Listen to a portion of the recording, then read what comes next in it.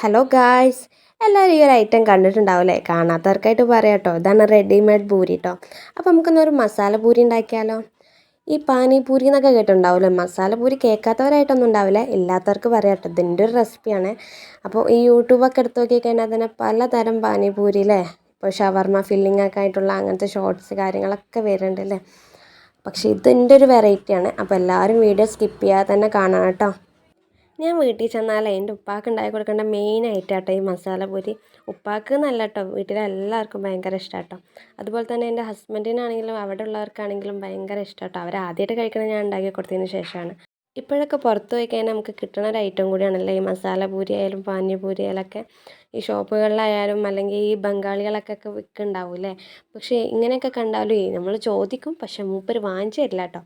പിന്നെ മൂപ്പര് പറയും, എനിക്ക് ഉണ്ടാക്കാൻ എന്തായാലും അറിയാമല്ലോ, അന്ന് ഞാൻ സാധനങ്ങൾ മേടിച്ചാൽ ഈ ഉണ്ടാക്കിക്കോന്ന് എല്ലാവർക്കും കഴിക്കാമല്ലോ പറയും. കാരണം മൂപ്പര് കഴിക്കില്ല കേട്ടോ, ഞാൻ ഉണ്ടാക്കിയത് മാത്രമേ കഴിക്കുള്ളൂ. അങ്ങനെയുള്ള സാധനമൊക്കെ മേടിച്ചു കൊടുന്ന് വീട്ടിൽ ഉണ്ടാക്കിയിട്ട് കഴിക്കാറാട്ടോ. അങ്ങനെ ഇപ്പം എത്ര ഉണ്ടാക്കിയാലും വീട്ടിലാർക്കും തികയില്ല കേട്ടോ.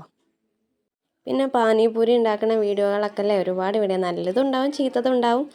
അങ്ങനെ നമ്മൾ ഈ റോഡ് സൈഡൊക്കെ ഉണ്ടാക്കുന്ന പാനിപൂരിൻ്റെ വീഡിയോ ഒക്കെ ഈ സോഷ്യൽ മീഡിയയിലൊക്കെ കാണില്ലേ.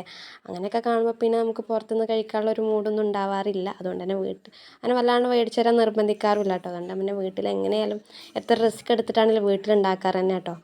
ആദ്യമൊക്കെ റിസ്ക് ആയിട്ട് തോന്നാറുണ്ട്, പക്ഷേ ഇപ്പോൾ ഈ പാനിപൂരിയിലെ പൂരിയുടെ പാക്കറ്റുകൾ അല്ലെങ്കിൽ വെറും എണ്ണയിലിട്ടാൽ ഉണ്ടാവുന്ന പൂരിയൊക്കെ അങ്ങനെയൊക്കെ ആകുമ്പോൾ നമുക്കൊന്നും കൂടി എളുപ്പത്തിൽ ഉണ്ടാക്കാം.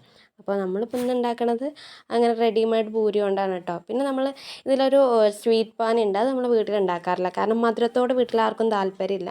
അപ്പോൾ നമ്മൾ ഈ ഗ്രീൻ ചട്നി മാത്രമേ ഉണ്ടാക്കാറുള്ളൂ. ഈ ഒരു പാനി മാത്രം ഉണ്ടാക്കിയിട്ട് നമുക്ക് ഉണ്ടാക്കി നോക്കാം കേട്ടോ. പക്ഷേ അതാണ് ഒന്നുകൂടി ടേസ്റ്റ്, മറ്റതിനോട് ആർക്കും താല്പര്യമില്ല.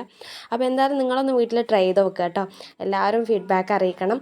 അതുപോലെ തന്നെ നമ്മൾ പുതിയ ചാനലാണ്, ഇനിയും സബ്സ്ക്രൈബ് ചെയ്യാത്തവരുണ്ടെങ്കിൽ എല്ലാവരും സബ്സ്ക്രൈബ് ചെയ്യുക, ഷെയർ ചെയ്യുക, ലൈക്ക് ചെയ്യുക.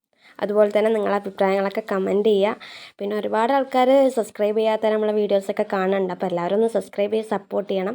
അപ്പോൾ എല്ലാവരോടും താങ്ക്